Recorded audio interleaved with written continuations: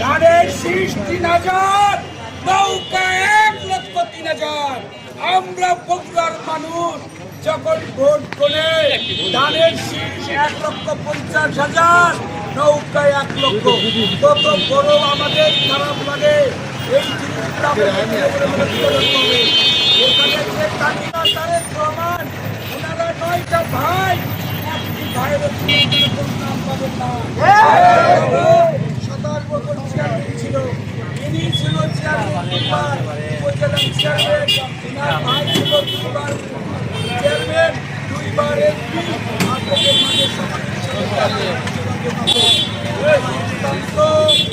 অত্যন্ত সুশিক্ষিত